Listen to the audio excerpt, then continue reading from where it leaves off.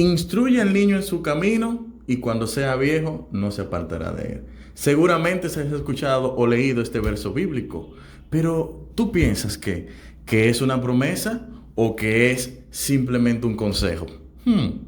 La respuesta a esa pregunta te sorprenderá. La verdad no es lo que tú piensas. Acompáñanos al video de hoy.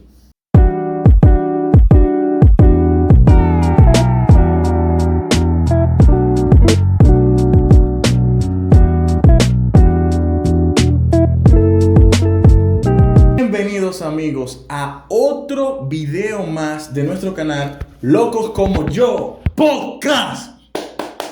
¡Bah! Que se siente el ánimo. Señores, tenemos un tema un poco fuera de lo común y es que nosotros tenemos una preocupación y lo hemos conversado variamente y queremos entonces verlo con ustedes. Como ustedes vieron en la introducción de este video, vamos a tratar el tema de Proverbios 22, 6, que dice: instruye al niño en su camino y aun cuando fuere vieja no se apartará de él. Pero lo que nosotros vamos a hacer no es una teología del tema, sino lo que queremos es comprobar qué es lo que dice el texto, si es una promesa o es simplemente un consejo. Porque déjame decirte que hay mucha confusión, Gadi, con relación a este texto bíblico. Y hay dos bandos, hay personas, yo diría que más, que creen que esto es una promesa bíblica, de que esto se va a cumplir 100%. Y hay otros que son como más recatados y dicen: no, espérate, es que esto no puede ser porque es un consejo. La verdad es que es más esperanzador es leerlo como una promesa. Ciertamente. O sea, leerlo como una promesa reconforta mucho el corazón. Uno dice, bueno, si yo a mi hijo le instruyo desde pequeño, yo tengo por seguro que él no se va a apartar. Que él no se va a apartar. Y es precisamente esa falacia de pensar que si yo hice mi tarea, entonces ya no va a pasar nada fuera de lo planeado. Y es que la gente se olvida de que hay un punto esencial y es lo que yo siempre he dicho. Sí. El niño llega a un punto en que crece y tiene una madurez tal que debe de decidir. Así. O sea, no siempre cuando él esté con los padres va a hacer todo con los padres. Va a llegar un momento en que él va a tomar una decisión. Que yo tengo problema con ese texto. No, pero no es con el texto, porque yo entiendo particularmente. Bueno, mira, mi opinión acerca del texto es que para mí, José Alberto, es un consejo. No es una promesa o una garantía o certeza de lo que ahí dice se va a cumplir. No puede ser. Porque yo ni siquiera tengo que ir tanto a la Biblia para ver los ejemplos, que lo hay. Claro. Como los ejemplos que yo estoy viviendo hoy en día, que son los que me están tocando a la puerta y diciéndome: óyeme, hay un problema. No con el texto, es como con el entendimiento del texto. Y te digo esto porque una vez a mí me tocó predicar a una iglesia acerca de eso. Y teniendo mi punto de vista acerca de con un consejo, a mí me miraron feo desde el púlpito. O sea, yo recuerdo que había un don que estaba mirando como: ¿qué es lo que está diciendo? Y en una algo yo pregunté: ¿de quién es la culpa si se pierde? De los papás que no lo instruyeron. Pero no puede ser. Y le traje varios ejemplos a colación, pero aún así las personas no se fueron con la seguridad de que el texto, a mi entender, es un consejo. Yo no sé qué tú opinas acerca de eso. Mira, ahí es que viene el problema de que a la gente le gusta que le prediquen lo que ellos quieren escuchar. Entra más suave así. Claro. Claro, eso la gente acepta más fácil un mensaje lo que ellos ya quieren escuchar. Pero cuando tú le dices algo que ellos no quieren escuchar, ellos lo rechazan inmediatamente. Pero nosotros tenemos que predicar la cosa tal cual lo dice la Biblia, no como la gente quiere escucharlo. Así mismo es. Entonces eso es lo que pasa con esos versículos. Que pueden ser lamentablemente mal entendidos. Así es. De acuerdo a lo que tú dices, por el interés personal de la persona. Pero es que el versículo expresa una realidad que se escapa a nosotros. Entonces yo quisiera que para que pudiéramos digerir el tema de la mejor manera, tuviéramos algunos ejemplos bíblicos, tanto del Antiguo como del Nuevo Testamento, si podemos encontrar, y tuviéramos ejemplos de hoy en día, de personas que pueden ser reconocidas y que nosotros podamos decir: mire, ese varón tiene un buen testimonio. Porque una de las cosas que se plantea en relación a las personas que piensan que este texto es una promesa, es que el padre tiene la responsabilidad. Y yo voy ahí. O sea, ponte en la posición de un padre que ha hecho todo porque su hijo se ha mantenido en la iglesia y él cree que ese texto es una promesa. Óyeme, él lo cree fielmente, sí, que cuando su hijo llega a una edad y toma una decisión divorciada de lo que se le enseñó, el padre se martiriza bastante, Gadi. Hemos visto casos. El gran chasco le queda chiquito. Porque, de verdad, oye, sí, tú trabajas toda tu vida en tú mostrarle el camino al niño y que el niño elija otro camino. Eso es una frustración para toda la vida. Entonces, este video tiene la finalidad de que nosotros le estamos hablando a los padres. Sí. A los hijos, no. Porque el hijo es lo que usted va a instruir, ciertamente. Pero este es para el padre, para que pueda entender cuál es su posición en la enseñanza de su hijo. Entonces, mira, uno de los primeros ejemplos que pude encontrar en la Biblia es el ejemplo de los hijos de Elí. Bien. Elí era sumo sacerdote. Sí, o sea, era una persona dirigente de la iglesia, del pueblo de Dios, con un alto cargo, un alto respeto. Sí. Y tenía 2 hijos sin vergüenza, que trabajaban dentro del templo. El padre, el mayor ejemplo dentro del pueblo, y los hijos perdidos. Todo lo contrario. Pero en el caso de Elí, si no me equivoco, Elí no tuvo como ese plomo para educarlos bien a ellos. Es verdad, ellos iban a la iglesia y hacían ciertas cosas que tú pudieras aparentar que era bien. Pero en este caso, yo creo que hay una real culpa sobre Elí. Y quería mencionar este tema para darle un punto a aquellas personas que dicen que es una promesa y que suelen decir, que es culpa de que hay padres que no saben educar a sus hijos. Mira, eso es muy relativo, porque si bien Elí crió mal a esos 2 muchachos, pero también crió a Samuel. O sea, Samuel literalmente desde que fue destetado, desde que Samuel fue destetado, fue criado por Elí. Entonces, ¿en qué falló la crianza? Porque la misma crianza que él le dio a esos 2 muchachos fue la misma crianza que le dio a Samuel. Ahí es que ya caímos donde quería. La contraposición de Elí es propiamente Samuel. Claro. Y no solamente en la influencia que tuvo Elí con Samuel. Dice más adelante, oye, es que Samuel era ejemplo. Era profeta, mi hermano. Claro. Samuel tuvo 2 hijos también. También. ¿Y qué pasó con los 2 hijos? Se descarriaron.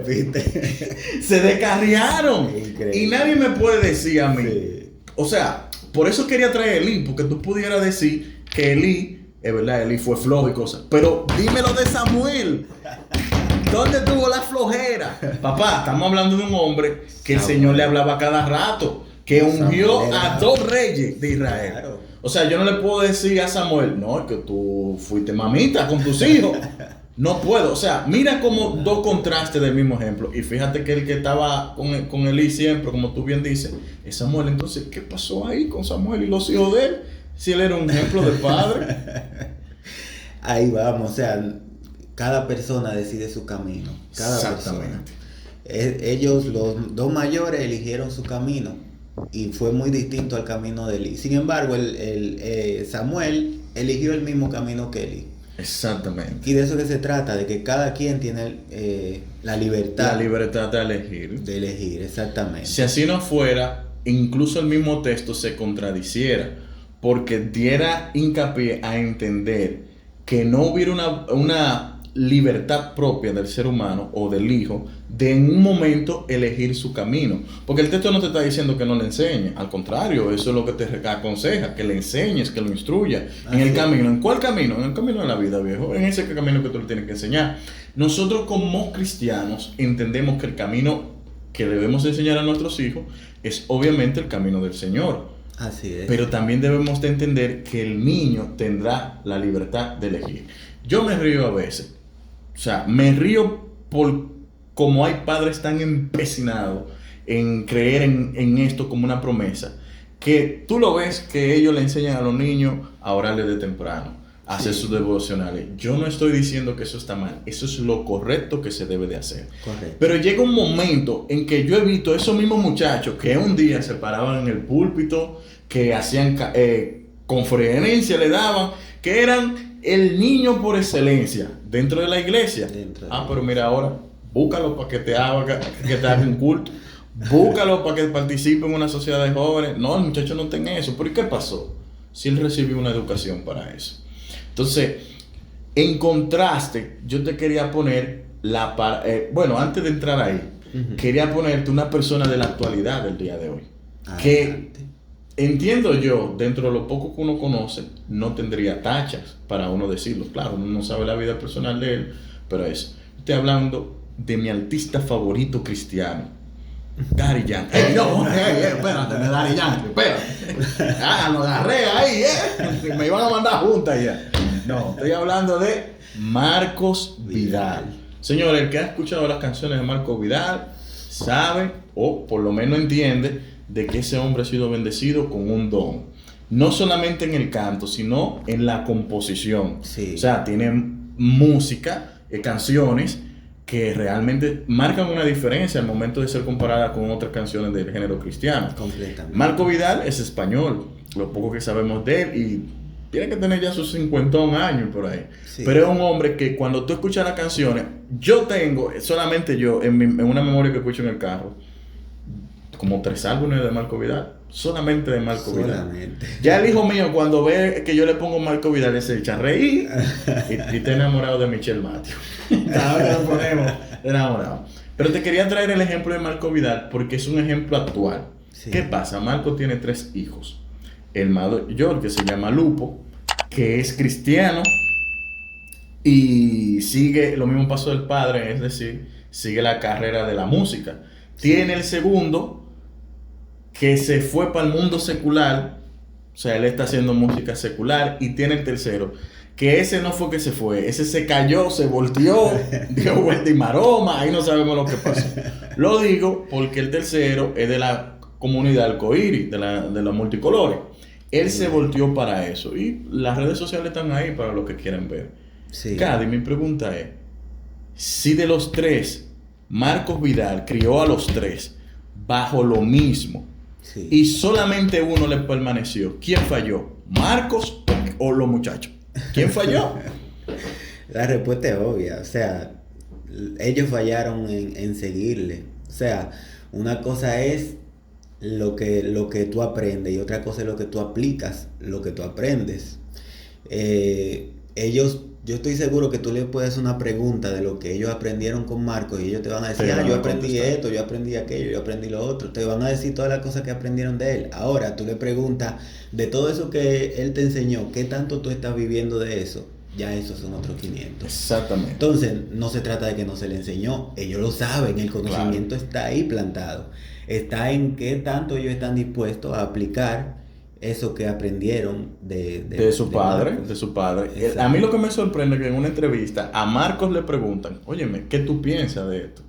Y él dice que hay un punto donde yo como padre puedo llegar. Y ese fue el punto de yo enseñarle el camino correcto. Ahora a mí me toca simplemente esperar los frutos que ellos lo den. O sea, él entiende que su función fue instruirlo, ¿verdad? Y él hizo todo lo posible, pero él también es consciente de que ellos también tienen que tomar sus propias decisiones. ¿Tú me entiendes? Tanto el hijo que se quedó como los hijos que se fueron. Correcto. Y que se fueron en el sentido no es que, o sea, que se fueron de la casa o que ya no socializan con su familia independientemente de él. Él es muy claro en eso, en afirmar de que él todavía ama a sus hijos y comparte con sus hijos. Pese a que a él no le agrade ciertas prácticas que su hijo sea, él dice que es imposible que yo deje de ser su padre. Es imposible. Claro. Entonces, hoy en día, mucha gente anda sufriendo por eso. O sea, porque hijos se le han ido de la iglesia. No, y es triste también ver la manera en la que intentan resolverlo, que a veces intentan resolverlo rechazándolo, odiándolo, expulsándolo de la casa. Así mismo. Como si eso fuese a redarguir o a corregir al niño. Pero eso no corrige nada. No. O sea, el mismo Marcos Vidal decía en la entrevista, óyeme, a veces nosotros vemos personas perdiéndose en la calle y no las rechazamos por eso, al contrario, intentamos acercarnos y predicarle. Sin embargo, a un hijo de nosotros vemos que se aparta del camino, claro, y queremos hacer una actitud completamente opuesta, queremos alejarlo de nuestra vida, y no es así. Tenemos que buscar la manera de ayudarlo, a pesar de que él siga rechazando la enseñanza ya instruida, debemos seguir ayudándolo, encaminándolo y Claro que sí. aconsejándole. O sea, aquí vemos el claro ejemplo. En tiempo actual, ni siquiera nos estamos yendo para atrás. Aunque claro. tomamos ejemplo de la Biblia, como debe de ser, pero Claro. estamos hablando de un tiempo actual, de una persona famosa, reconocida mundialmente, por lo menos en el mundo cristiano. Mira que sus hijos, de los 3 que recibieron la misma enseñanza, uno Sí. permaneció. Y eso inevitablemente me lleva a la parábola del hijo pródigo. Para mí es exactamente la misma condición. O sea, tú tienes un padre. Sí. La parábola trata del amor de Dios y que el Señor recibe a todos sus hijos. O sea, Claro. no importa que tú te pierdas, Él te va a recibir con los brazos abiertos. Claro. Eso es el resumen, lo que trata la parábola. Pero hay elementos esenciales de la parábola. O sea, ¿cuántos hijos eran? Era uno, eran dos, bajo el mismo techo, Bajo el la mismo- misma crianza. La misma Si había que comida. comer chivo, había que comer chivo. Si había que leer la Biblia, había que leer la Biblia. A tal hora nos vamos a acostar, a tal hora vamos para la iglesia. O sea, todo bajo la misma crianza. Correcto. Es lo que nosotros entendemos. Pero el menor dijo, no, porque yo voy a arrancar, me voy a ir. Y se fue Gad y tomó su decisión de Exacto. irse. Y yo quiero sacar a colación la actitud del padre. Su hijo dice, ¿qué él hizo? Él le dijo, no te vayas. Él no lo atajó. Claro, porque se debe de entender de que ese muchacho estaba en un nivel de madurez. Él iba a cometer su locura y cometió su locura.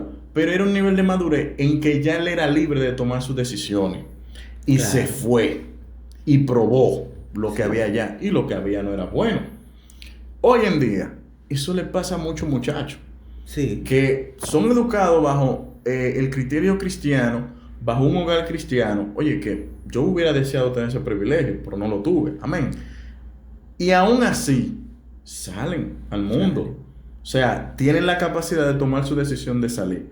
Ahora bien, el texto de Proverbios dice, instrúyelo en su camino. Claro. ¿Tú te acuerdas que el hijo pródigo estaba ya mendigando? Sí. Comiendo casi de los puercos, la misma comida de los puercos, y que él dijo, no, pero en la casa de mi papá. Ay, se recordó de las cosas que vivió con su padre. Mira, infinidad de personas yo me he encontrado cuando tomaba Uber y eso. Digo tomaba porque no yo tenía vehículo. Sí. Y que me han comentado, no, que cuando yo estaba en la iglesia, el club. Y tú te pones a pensar, pero, vale, eso le dejó algo a ellos grabado ahí. Claro. O sea, esa cosa tan sencilla que tal vez algunos menosprecian, el club le dejó algo. Y aunque él no permanezca, él sabe cuál es el camino verdadero. Claro. ¿Tú me entiendes? Y la esperanza de nosotros que como el hijo pródigo, él se devuelva para atrás.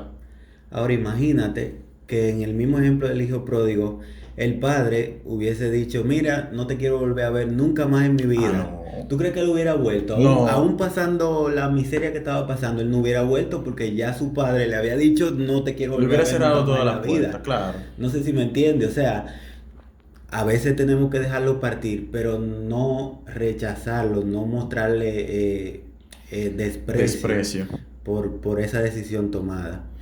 Y los padres tienen que ser inteligentes hoy en día. O Sí. sea, tienen que entender que usted está criando un ser humano que en un momento de su vida va a ser maduro Claro. para tomar una decisión, sea para bien o sea para mal. Y usted como padre tendrá que respetar esa decisión. Así es. Tendrá que respetar esa decisión y no le costará más que decir, yo hice mi trabajo. El Señor ahora que haga... Porque la salvación es un tema personal, Señor. ¿Tú me entiendes? Es bueno ver a nuestros hijos hoy en día haciendo lo correcto en la iglesia. Así Pero es. también es bueno no hacerse un embollo mental y pensar que eso va a perdurar. No es que uno no quiere que perdure, ni ser malocorita, como dicen. No, claro. Pero es que uno tiene que enfrentarse a una realidad que posiblemente pueda abarcar a tu vida. Yo no quisiera que ningún padre pase por eso. Pero si ha de pasar, que no tenga la lamentación, por lo menos, de que él no hizo un buen trabajo. Ahora, si usted como padre no está haciendo un buen trabajo, esos son otros 500 y tiene que revisarse. A mi entender, Proverbios 22:6 lo que quiere es aconsejar a todo aquel que va a educar a un hijo en la manera correcta como se debe educar. Más sin embargo, no es una promesa de que su hijo va a ser salvo. No funciona así. Porque él tiene que tomar su propia decisión. Yo siento que hay todavía un detallito que aclarar, que cuando uno aconseja, uno normalmente augura un porvenir distinto cuando uno aconseja a alguien. Por ejemplo, tú puedes aconsejar a alguien, mira, estudia para que te vaya bien en la vida, Sí. para que gane un mejor salario, Una para que buena viva vida. una mejor vida, ¿verdad que sí? Tú le estás dando un consejo, que estudie, pero ese consejo viene acompañado con un augurio de que si tú estudias, con una condición, si tú Claro, estudias, claro. si tú haces tu tarea, si tú haces tu parte, pues en un futuro tú vas a tener un futuro O sea, mejor. entiendo por dónde tú vas. Exactamente, entonces lo mismo pasa con ese versículo. La gente ve una promesa y no es del todo descabellado verla, porque normalmente cuando uno da un consejo, uno normalmente Espera augura. que salga positivo y que haya Exactamente. una persona que lo reciba bien. Yo te entiendo. Exactamente, entonces eso es lo que sucede con ese versículo. La gente lo malinterpreta, pero lo malinterpreta es por el augurio que normalmente se hace. Pero uno lo que tiene que tomar lo esencial, que es la parte del consejo. Me explico. Uno carajito trepándose en una verja y la mamá le dice... Lo de la iglesia cada rato.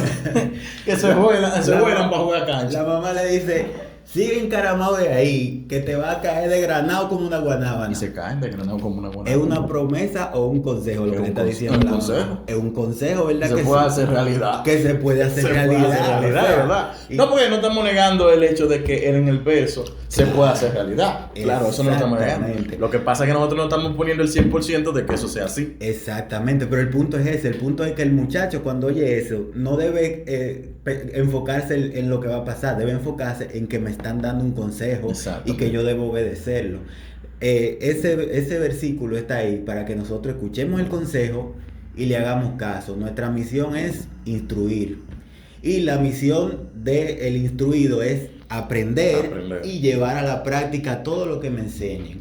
Si se cumplen esos dos factores, verdaderamente ese muchacho jamás se va a apartar del camino porque va a saber cómo conducirse de la manera correcta. Pero él tiene que escuchar el consejo. Sí, claro. O sea, que hay un tema de que él tiene que tomar su decisión con relación a eso. Totalmente. Yo no quiero ser malo aquí, pero para mí es una realidad muy constante. O sea, yo como padre que soy ahora mismo, yo tengo claro de que yo tengo que hacer todo lo necesario, el esfuerzo para educar a mi hijo en el buen camino. Pero yo también tengo claro que ese molondrón un día se va a levantar y me va a decir, bautízame o me voy a salir. Una de esas dos es que él me va a decir, yo ruego a Dios que eso no pase. Y yo tengo que tomar la decisión de instruirlo todos los días de su vida. Es más, aún él se vaya y tome una sensación negativa, todavía llevo darle la instrucción, dándole el ejemplo y el consejo. Pero no obstante, no martirizándome, porque es como dice Marco Vidal, yo llego a un momento en que como padre ya lo instruí. Claro. Ahora le toca a ellos rendir cuenta delante de Dios y esa es la vaina. Uno tiene que rendir cuenta delante de Dios y esos muchachos no quieren coger cabeza. Yo sé que como papá no es fácil, ¿me entiendes? Vean que tu hijo se va para el mal camino, pero es algo que el niño tiene que enfrentarse a eso. Así es. Tiene que enfrentarse a eso y tiene que tomar su decisión. Mira, Isaac tuvo dos. Sí. Jacob y Esaú. ¿Y a quién se le cumplió la promesa? A Jacob. Así de sencillo. Al que menos tú creías, se le cumplió, al otro no. Al otro le dieron un pedazo de tierra ahí, todavía están echando el pleito. Pero era a Jacob que le dieron la promesa, ¿tú me entiendes? Sí, correcto. Entonces, en cierto sentido, como padre, el deber de uno es educar al hijo, ciertamente. No tengo duda de eso. Entonces, exacto, uno desea que todos los que nos estén oyendo entiendan por Dios que Proverbios 22:6 no es una promesa, es un consejo. Abran los ojos, por Dios, no se martiricen. Si su hijo fue y usted no entiende por qué que ahora se está descarriando el muchacho, ¿usted me entiende? Lo que le queremos decir es, haga su trabajo, pero tampoco que se martirice cuando ese asunto pase. A mí me gusta complementar ese versículo de Proverbios 22:6 con Proverbios 1:7 y 8. Dale. Dice, el principio de la sabiduría es el temor de Jehová. Los insensatos desprecian la sabiduría y la enseñanza. Hay dos clases de personas. Está el que acepta el consejo, el que acepta la instrucción y se hace sabio. Y está el que rechaza la instrucción, es un insensato porque se le están dando perlas y las está rechazando. Claro. Está los que beben café y los que no beben café. ¿Cuáles son los insensatos? Exacto, o sea, entonces el consejo a alguno le va a servir, a otro no le va a servir, y eso depende de cada quien. Y luego el versículo 8 dice: oye, hijo mío, la instrucción de tu padre y no desprecies la dirección de tu madre. La dirección. Tiene que darse esa condición. El niño tiene que escuchar a su padre y a su madre y aceptar esa instrucción. Si el niño no la aceptó, por más que tú se le enseñe y él la rechaza, óigame, él se va a salir como quiera. Así y no hay forma de usted evitarlo. Eso va a pasar ineludiblemente. Y hay que entender eso. Hay personas sabias y hay personas insensatas. Insensato. Entonces, él tendrá que rendir cuenta a Dios por su insensatez. De mi parte, yo creo, Gadi, que ha quedado más que claro. Sí. Es un tema que preocupa, pero es un tema que brevemente se puede debatir. Y entonces estamos aquí para eso, para tratar temas que te puedan servir a ti, que nos puedan servir a nosotros. Él no es papá, pero él pronto ya va a tener un gringuito. Un green card. Pero la idea es esa, que tú puedas aprender y que nosotros también. Si tú no estás de acuerdo con nosotros, déjalo en los comentarios, con respeto, claro está. Escribe ahí qué tú piensas. Proverbios 22:6, ¿es un consejo o es una promesa? Y si lo es, danos el por qué, porque puede ser que estemos ilusos de sabiduría. Claro, no me digas así sin argumento. Tenemos aquí un video argumentándote el tema. Entonces, para finalizar, no sé si tienes algo más que agregar. No, nada más que añadir. Bueno, chicos, muchas gracias por compartir con nosotros este pequeño video y les agradecemos todos por la sintonía. Compártanlo con sus amigos, con sus familiares y recuerden,